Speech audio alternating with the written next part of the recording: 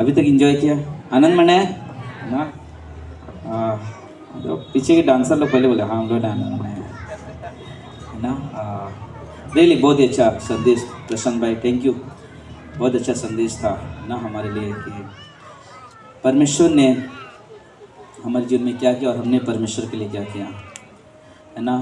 हम सब जिस जगह पे है और जहाँ हम चलते हैं तो देखिए हमारे लिए बहुत ज़रूरी है। और अक्सर होता है ऐसा कि जब भी साल का अंत आएगा तो बहुत सारे लोग बोलते हैं इस साल मुझे कुछ नया निर्णय लेना है ना, कुछ नया निर्णय लेना है ताकि कुछ नया करना है। और ये सच्चाई है, हर एक व्यक्ति ये सोचते हैं, हम भी सोचते हैं कि ना कुछ इस वर्ष कुछ और नया करना है और अधिक कितना हम परमेश्वर के और करीब चल सकते हैं। मतलब हमारा सोच संसार के जैसा नहीं है, लेकिन हमारा और आपका सोच एक आत्मिक सोच है। आत्मिक सोच क्या करता है? परमेश्वर के बारे में सोचता है कि मैंने इस वर्ष विश्वास में कैसा जीवन जिया, ठीक है, बट आगे और अच्छा जीवन जिएंगे। कितने लोग विश्वास करते हैं इस बात पे, है ना? हम और अच्छा कुछ जीवन जिएंगे क्योंकि हमारी पहचान यही है कि हम जब प्रभु के साथ चलते हैं, हम प्रभु की बातें करते हैं तो ये हमारी पहचान बन जाती है, आपकी पहचान बन जाती है। तो बोलते कि वैसे ही आज भी हम जो संदेश सुनेंगे ये हमारे लिए कि ना हम जो निर्णय लेते हैं, लेकिन जब हम अपने जीवन में जब निर्णय लेते हैं ना उसके पीछे एक और कारण होता है, एक और कार्य करना पड़ता है, वो है आज्ञाकारिता। क्योंकि अगर मुझे किसी चीज़ के लिए निर्णय लेना है और उसको अगर मैं करने के लिए खुद निर्णय नहीं ले रहा हूँ, यानी करने के लिए आज्ञा पालन नहीं कर रहा हूँ, तो मैं कैसे कर सकता हूँ? नहीं कर सकता। अक्सर होता क्या है कि हर एक व्यक्ति अपनी इच्छा जो संसार की तरफ से देखने अपने कामों में व्यस्त हो जाते हैं, अपने जॉब में व्यस्त हो जाते हैं, परिवार में व्यस्त हो जाते हैं। जो परमेश्वर ने हमें बनाया उसके बारे में सोचने के लिए उनके पास समय नहीं मिलता है। हर एक को जरूरत है जॉब की, हर एक के परिवार है, सभी के पास है, हर जगह कहीं ना कहीं सोचते हैं, लेकिन जहाँ पे हम परमेश्वर के बारे में सोचना चाहिए वहाँ पे हम क्या हो जाते हैं? कमजोर पड़ जाते हैं, रुक जाते हैं। होता क्यों ऐसा होता है कि हम रुक जाते हैं? क्योंकि हम अपने आप में व्यस्त हो जाते हैं ना, हम व्यस्त। अक्सर होता क्या है कि हम अपने चीज़ों पे ज़्यादा ध्यान करते हैं और इसलिए हमारे साथ ऐसा होता है। पहला शमूएल के 15:22 में शमूएल कहता है परमेश्वर की आज्ञा मानना बलिदान चढ़ाने से उत्तम है।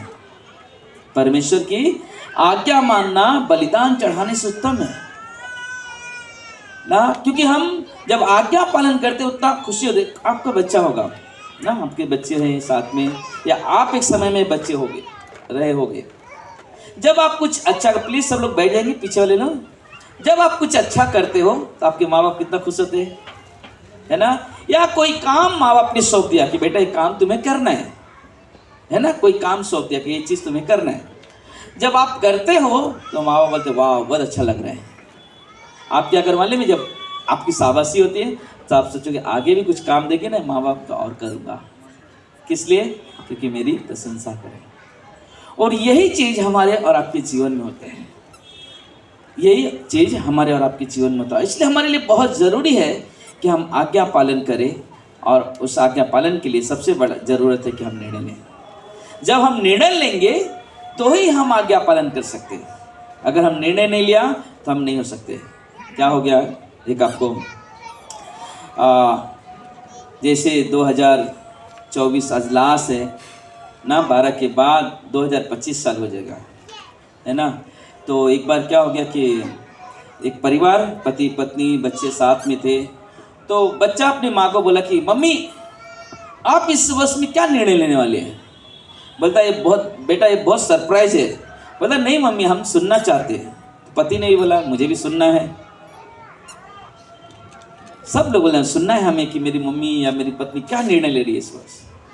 तो उसने कहा कि सुनोगे तुम लोग, लेकिन मेरे साथ तुमको बोलना सुनना पड़ेगा, और मैं जो वाचा बांधूंगी, मैं जो निर्णय लेने के लिए शपथ खाऊंगी वो तुमको मेरे साथ बोलना पड़ेगा। तो बोला कि नहीं मम्मी मैं बोलूँ तो निर्णय तुम्हारा, तो मैं क्यों शपथ खाऊँ आपके लिए? तो बोला ठीक है चलते। तो मम्मी ने क्या किया, हाथ बढ़ाया, बोले कि मैं 2024 की तरह अब जीवन नहीं जीऊंगी। किसने कहा? मम्मी ने। अब 2025 में मेरा एक बड़ा निर्णय है कि आज के बाद मैं घर में खाना नहीं बनाऊंगी। अब 2025 में कभी मैं कपड़े नहीं धोऊंगी। सब लोग बहुत ध्यान से बेटा और पति देख रहे, बहुत उस स्त्री को। फिर बोला कि आज के बाद कभी भी मैं घर का झाड़ू पोछा भी नहीं करूंगी। ये मेरा अटल निर्णय है।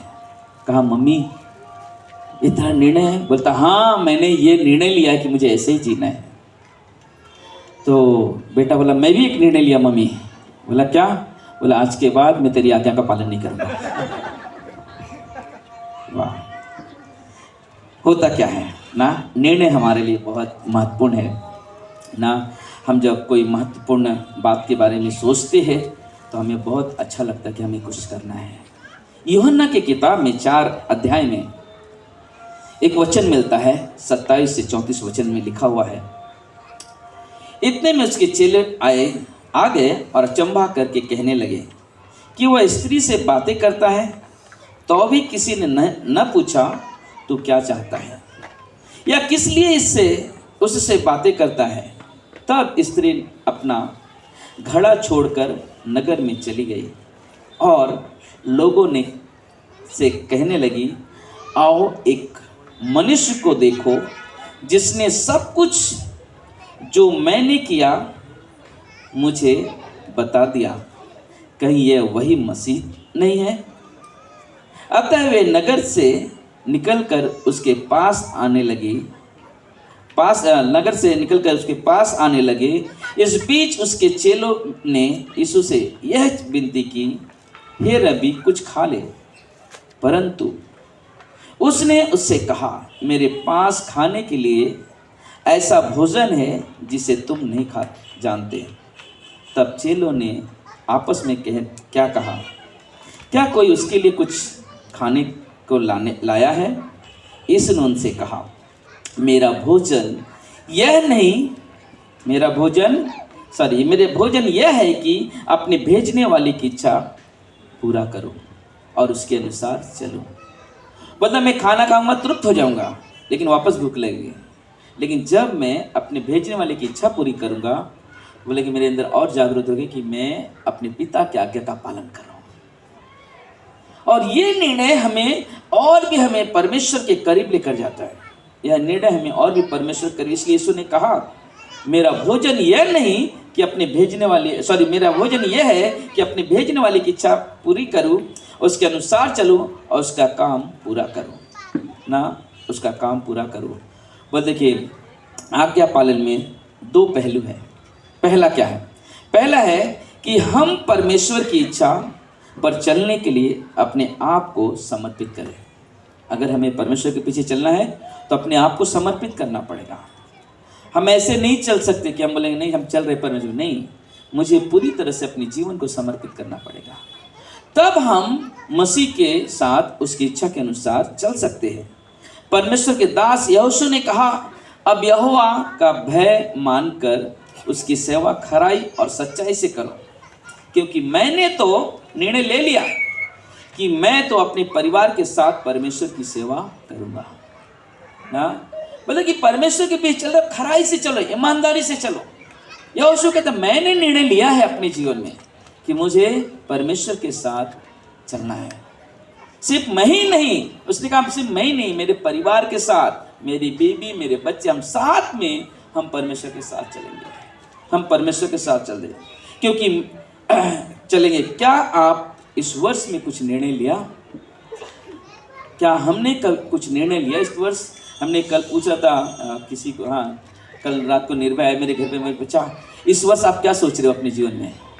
उसने कहा बस बादशाह आपको नंबर बताया था मैंने 12। तो बोला कोई बात नहीं। उन्होंने कहा पास्टर हमने जो 24 में जो जीवन अभी नहीं जिया या कम चला परमेश्वर में, मुझे और अधिक परमेश्वर के साथ चलना है। उन्होंने कहा कि मैं, मेरी पत्नी, हम लोग बैठ के बात कर रहे थे, हमें अब परमेश्वर के साथ और अच्छा संबंध बना के चलना है। और यही जीवन, यही निर्णय हमें क्या करता है, कुछ ना नया कार्य करने के लिए अगुवाई करता है। कैसे होता है वो निर्णय, कैसे होता है आज्ञा पालन? मतलब कि जब हम देखते हैं कि निर्णय हमारे जीवन में कुछ नया पल लेकर और हमारा एक नया जीवन दिखाई देता है। जब हम पौलुस को देखते हैं, वो ऐसा व्यक्ति था जो परमेश्वर के कार्य में बाधाएं डालता था, लेकिन प्रभु यीशु ने उसे दर्शन दिया। प्रभु यीशु ने उसे दर्शन दिया और उसने जाना कि ये प्रभु है, कोई और मुझे, क्योंकि जब प्रभु ने उसे दर्शन दिया तो उसी वक्त तो क्या हो गया मालूम, अंधा हो गया पहला चीज। तो पूछा उसने कि प्रभु तू कौन है? तो उसने कहा मैं यीशु है। तो उस व्यक्ति ने कहा कि प्रभु मैं क्या करूं? कहा कि तू मेरे लिए कार्य करेगा। और उसने तुरंत उठा, क्योंकि जब अंधा था तो उसे मार्ग दिखाया गया कि तू एक हनन्याह नाम का एक व्यक्ति है, उसके घर में जा, वहां पे एक व्यक्ति है जो तेरे लिए प्रार्थना करेगा और तेरी आंखें खुलेगी और तू मेरे लिए कार्य करेगा। जब हम कोई निर्णय लेते हैं अपने जीवन में, हमारे निर्णय में क्या होता है, एक नया चीज उत्पन्न होते हैं, नए चीज उत्पन्न होते हैं और उस नए चीज में कुछ नयापन दिखाई भी देने लगता है। जब आप चलते हो तो आप कहोगे कि मुझे इस साल जैसे कि मैं हमेशा बोलता हूँ कि इस साल मैं अजय को बोला, सब लोगों को बोलो, सारी यूथ को बोलता हूँ कि आप लोग है ना बाइबल कॉलेज के लिए अपनी कदम आगे बढ़ाओ। क्योंकि जब आप बाइबल सीखोगे तो आपके अंदर परमेश्वर का चरित्र उत्पन्न होगा और उसके लिए आपको करना क्या पड़ेगा, आपको एक निर्णय लेना पड़ेगा कि मैं बाइबल को और अच्छे से सीखूं और बाइबल को अच्छे से जानूं। वो क्या करता, हमारे जीवन को बदलता है। बाइबल क्या करता है, हमारे जीवन को बदलता है, एक नया जीवन उत्पन्न करता है। लेकिन उसके लिए करना क्या होगा, मुझे एक निर्णय लेना होगा, दूसरा कि मुझे आज्ञा पालन करना पड़ेगा। अगर मैंने निर्णय ले लिया और उस कार्य के लिए मैं कदम नहीं बढ़ा रहा हूं, आज्ञा पालन नहीं कर रहा, तो मैं नहीं कर सकता उस कार्य को। तो उसके लिए जरूरत क्या है मुझे, कि मैं निर्णय लूंगा और उस कार्य को पूरा करूंगा, यानी कि परमेश्वर की आज्ञा का पालन करूंगा। तब हमारे जीवन में ये सारी चीजें दिखाई देगी ना, ये सारी चीजें तब हमारे जीवन में क्या होगा, दिखाई देगा। और हमें इस चीज के बारे में कहना बहुत जरूरी है ना, इस चीज को करना बहुत जरूरी है कि दूसरा कदम, दूसरी बात है मतलब कि अनुशासन करना। अगर हम सोचो, अगर कोई बुरी आदतें हमारे अंदर है और उस बुरी आदतों को निकालना है, बिना अनुशासित किए हुए नहीं निकल सकता। कैसे?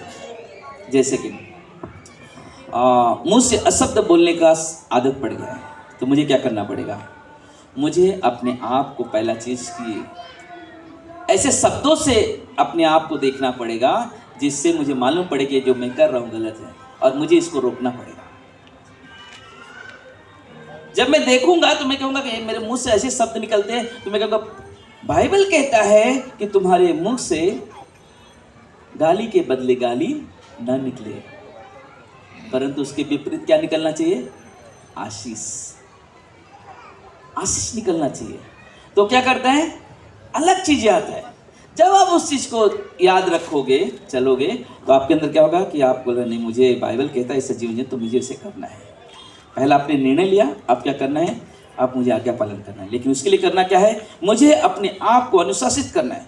कुछ बुरी आदतें अपने अंदर, उस आदत कैसे छोड़ेंगे, मुझे हो सकता है कई बार होता है, एक व्यक्ति ने कहा कि पास्टर मैं सोचता हूँ कि मैं दारू नहीं पीऊँ, लेकिन मेरा मन उसमें जाता है। मैंने एक चीज़ बताओ, आप डरते हो, बोलते क्या है ना कि मैं नींद नहीं आती है। मैं यही तो बोल रहा हूँ, आपको डर है, क्योंकि अगर आप परमेश्वर पे भरोसा करते हो, निर्भर रहते हो ना, आप एक चीज़ कर सकते हो, प्रभु से नींद मांग सकते हो और वो नींद देते हैं।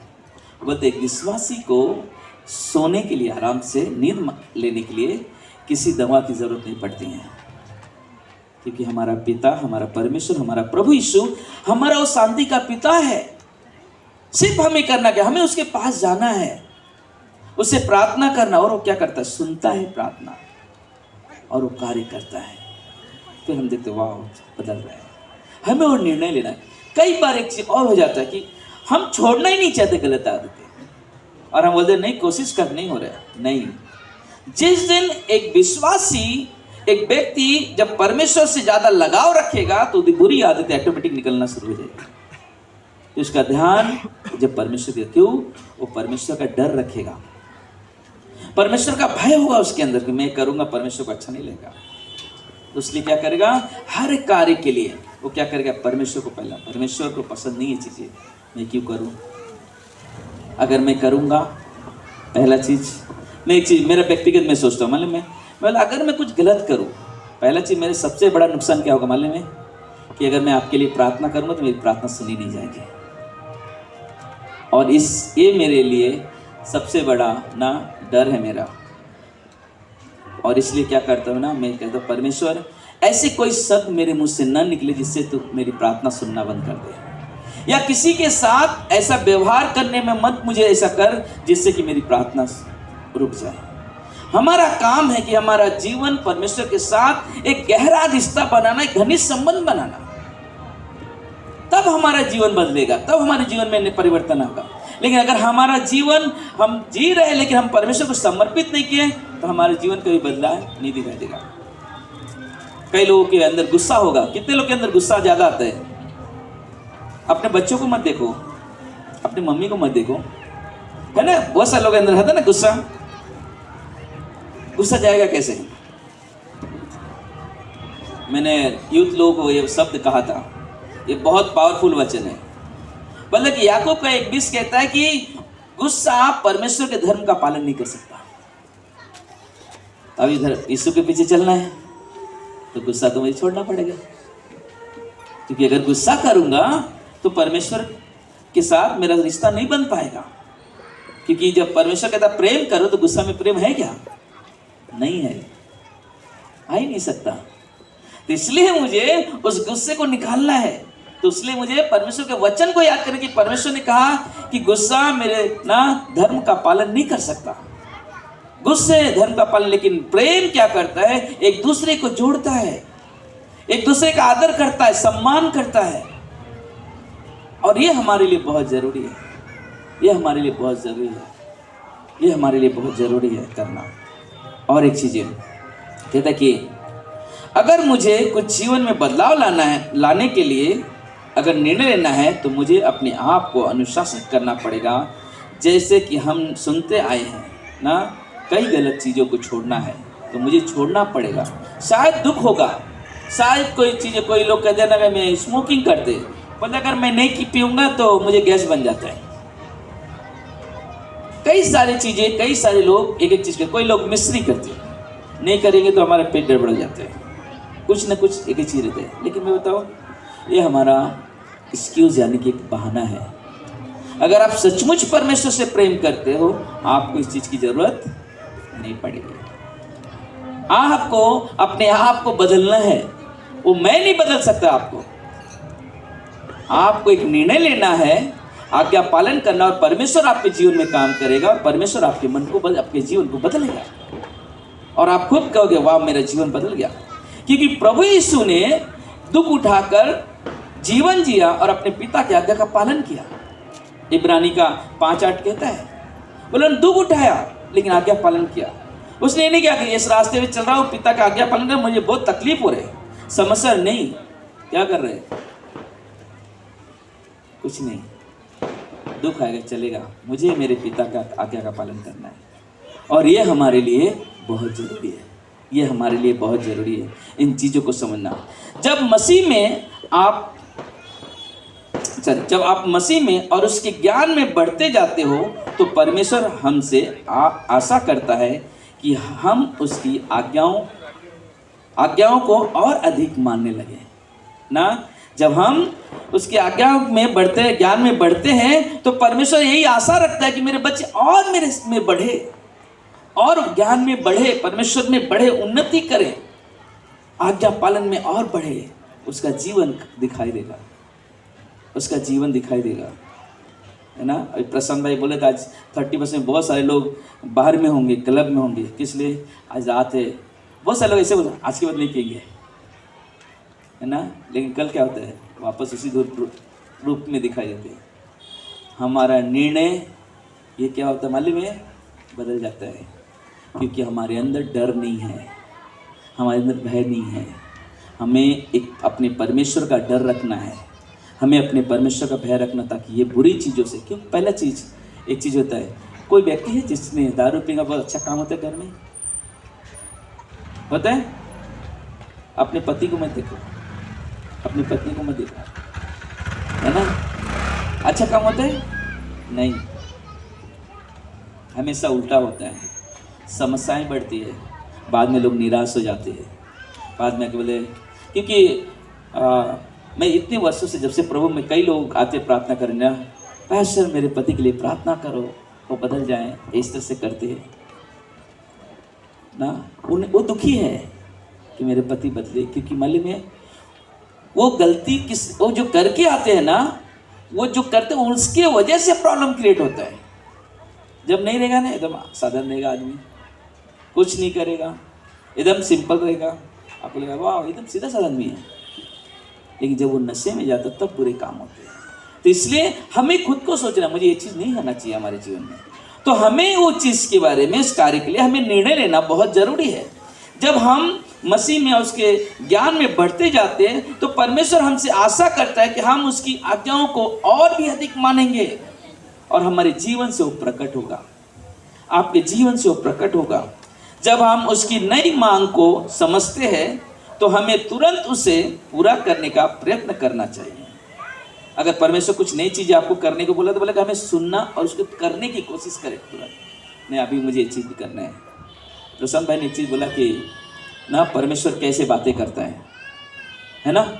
पहला परमेश्वर खुद बात करता था, फिर अपने दूतों से बात किया, फिर उसके बाद अपने नबियों से बातें किया, खुद आकर इस धरती पर आकर हमसे बातें किया। आज परमेश्वर ने अपना वचन दिया है जिससे बातें करता है ना, बातें करता है। बोलते कि जब कोई शब्द आता है जहाँ पे मुझे दिखाई दे रहा है कि यहाँ पे मैं गलत हूँ, तो मुझे क्या करना मालूम है, इस चीज़ के बारे में सोचना, उस बारे में विचार करना। मुझे ये चीज़ नहीं होना चाहिए, मुझे ये चीज़ नहीं करना चाहिए मुझे, क्योंकि हम बाइबल पढ़ते हैं और प्रभु को अभी अभी जाना, सब जो नए विश्वासी अभी भी प्रभु को जाना, लेकिन आपके अंदर वो बदलाव आना चाहिए, आपके अंदर वो परिवर्तन आना चाहिए। मैं नहीं ला सकता, मैं आपको जैसे नहीं बदल जाओ बदल जाओ, नहीं हो सकता। जब आप खुद वचन पढ़ोगे, जब आप खुद परमेश्वर के साथ लवलीन होगे, तो आपका जीवन प्रकट होगा और आपका जीवन दिखाई देगा। ये मसीह लोग हैं, क्यों? क्योंकि उस तरह से जी रहे हो, उस तरह से चल रहे हो ना, उससे चल रहे हो। आखिरी में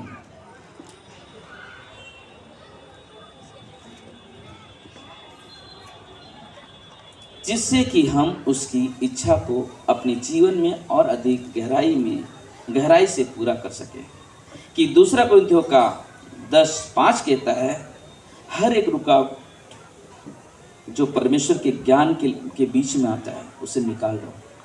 अगर कोई बाधा है जो मुझे परमेश्वर में निर्णय के लिए रोक रही है, मुझे उसको हटाना है, वो बीच में मुझे नहीं आने देना, उसको नहीं चाहिए मुझे। जैसे हमने कहा गुस्सा अगर है, गुस्से से मालूम मैं गुस्सा करूंगा तो मैं किसी को ठेस पहुंच सकता है, मुझे उस चीज़ को साइड करना नहीं चाहिए मुझे। क्यों? मेरे इस कारण की वजह से किसी को ठेस पहुंच जाता है, मुझे ये गलत नशे का लत है, मुझे नहीं करना, क्योंकि इसके वजह से मेरे घर में समस्या खड़ा होता है। हो सकता है, ये भी हो सकता है कि कल मैं ये चीज़ करूँ, कल मेरे बच्चे भी वही गलत चीज़ करेंगे। क्यों? मेरे बच्चे मेरे मुंह से स्मेल आ रहे हैं जो उनके सामने, और वो देख रहे। कई बार हो सकता है बच्चे जान बोले ची कैसे गंदा बास आ रहा है, लेकिन हम उस धुन में समझ नहीं पाते हम क्या कर रहे हैं।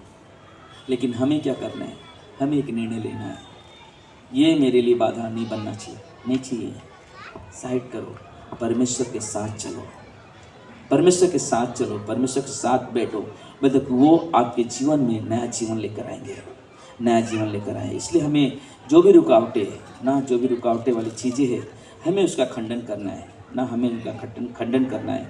क्योंकि बाइबल कहता है, यूहन्ना के 14:15 कहता है, यदि तुम मुझसे प्रेम करते हो तो मेरी आज्ञा को क्या करोगे? मानोगे।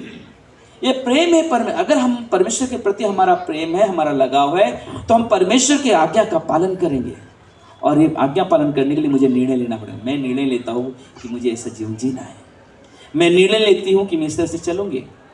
ये मुझे कुछ को सोचना है। संसार में आपको बहुत रोशनी दिखाई देगा, लेकिन आपको ये पता नहीं चलेगा, क्योंकि अगर आप परमेश्वर के साथ नहीं जीवन जी रहे हो, कल आपको पछताना पड़ सकता है। कल आप बोल नहीं सकते अरे मेरे जीवन में बहुत बड़ी समस्या आ गए। आ रहे क्यों आ रहे मालूम है? क्योंकि आपने रिश्ता नहीं बनाया परमेश्वर के साथ। आज एक अवसर है हमारे पास, 2024 आज खत्म हो जाएगा। मुझे 25 के बारे में सोचना है, मुझे अपने रिश्ते को बनाना है परमेश्वर के साथ। प्रभु क्षमा करो, मुझे आपके साथ चलना है, मुझे आपके साथ जीना। बोले वो हमारे लिए बहुत जरूरी है। पहला यूहन्ना का 2:5 कहते हैं, पर जो कोई उसके वचन पर चल दे उसमें सचमुच परमेश्वर का प्रेम सिद्ध हुआ है।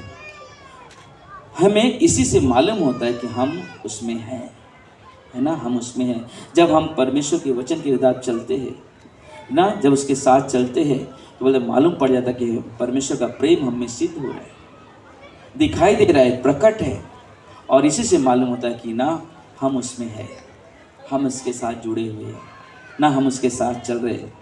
पहला शमूएल के हम 15-22 में कहा, तो शमूएल ने कहा कि अगर मेरे लिए कुछ है, अगर मैं कितना बड़ा भी बलिदान ला के दे दूँ परमेश्वर को, उससे अच्छा होगा कि मैं उसकी आज्ञा का पालन करूँ। वो परमेश्वर प्रसन्न होगा, खुश होगा। क्यों? आप क्या दिया वो नहीं मायने रखता है, लेकिन आप किस तरह से चल रहे हो वो ज़्यादा मायने रखता है। आज इस समय में, इस रात में हमें एक नया निर्णय लेने की ज़रूरत है, एक नया निर्णय लेने की जरूरत है। परमेश्वर जो हुआ माफ़ करो, लेकिन 2025 में मुझे एक नया जीवन जीना है, मुझे एक नए चाल चलना है, जिससे परमेश्वर तेरे नाम को ऊंचा उठा सके, तेरे नाम को ऊंचा उठा सके। मेरा संबंध परमेश्वर तेरे साथ एक पवित्र संबंध बने।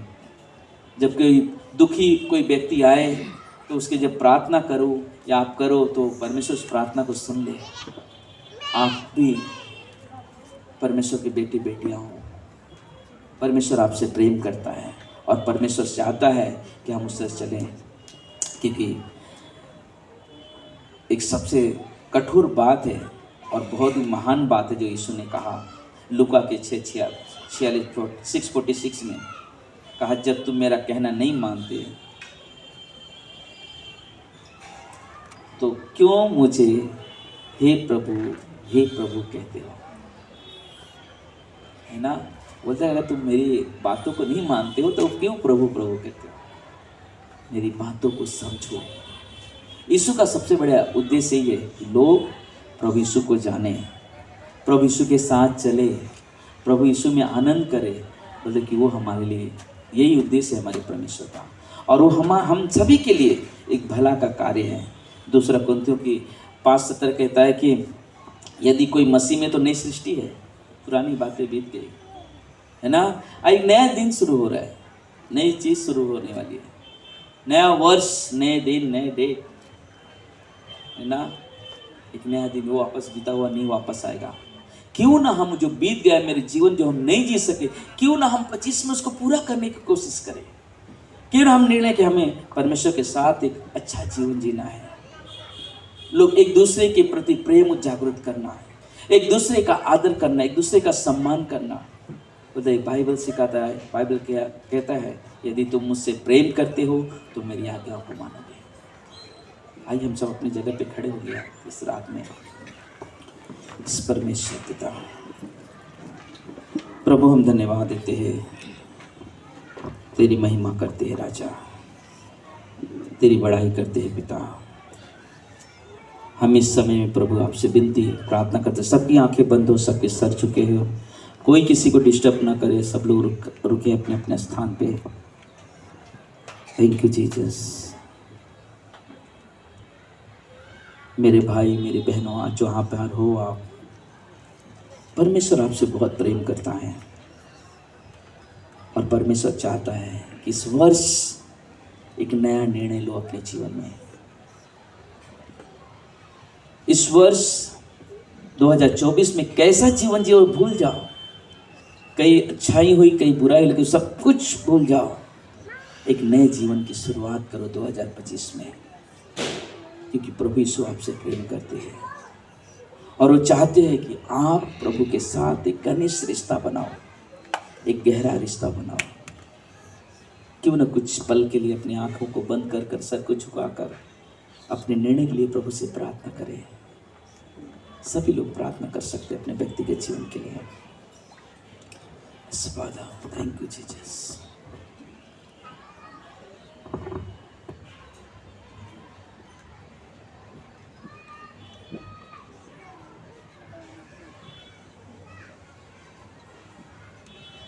आप जो भी निर्णय लेने वाले इस वर्ष में एक नए कदम के लिए परमेश्वर से प्रार्थना करो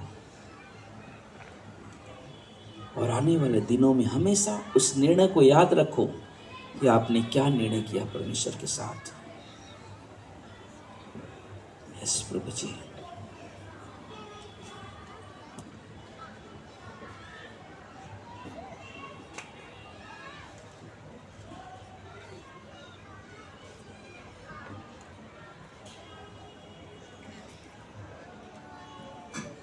धन्यवाद परमेश्वर, तूने एक नया निर्णय लेने के लिए एक अवसर दिया प्रभु।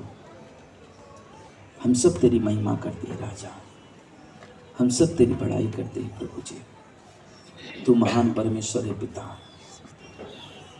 तू दयालु है, तू कृपालु है प्रभु, तेरे जैसा कोई नहीं प्रभु जी। धन्यवाद तेरे प्रेम के लिए, तेरे अनुग्रह के लिए पिता, कि तूने एक नया दिन दिया है, नया वर्ष दिया प्रभु, ताकि इस वर्ष में प्रभु जी हम और भी प्रभु तेरी महिमा करें, हम और भी अधिक तेरी प्रशंसा करें प्रभु जी। धन्यवाद देते हैं पिता, सारा आदर महिमा आपको देते हैं प्रभु जी। Thank you Jesus. जो भी कैंडल है दे सकते सभी को ना, आपके हाथों में कैंडल होगा, नीचे स्विच रहेगा, जब बोलूँगा जब भी चालू करना, आपके पास कैंडल आएंगे।